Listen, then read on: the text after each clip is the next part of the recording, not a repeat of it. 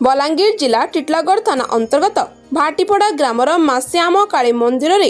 चलित वर्ष प्रतिवर्ष भली यथा विधि पूजार्चना एक भावमय भक्ति भावपूर्ण भाव पालित हेबा सह विसर्जन कर प्रकाश जे श्मशानवासिनी कहुवा माँ काली मंदिर तथा सारा जातीय स्तरीय एक सम्मिलित समाज गठन अच्छी यथा विधि पूजार्चना सह विसर्जन सारी जाइतिबा बेले एही मंदिर श्मशान निकट में अवस्थित रही। जगुआ ग्राम पंचायत अधीनस्थ एही श्यामा काली मंदिर अत्यंत अवहेलित होइतिबा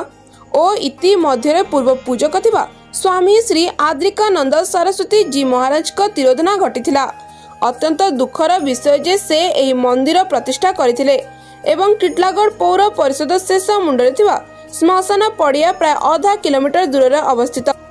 एही मंदिर रे बारंबार चोरी सह मदुआ तथा विभिन्न प्रकार असामाजिक कार्य मात्राधिक भाव वृद्धि सत्वे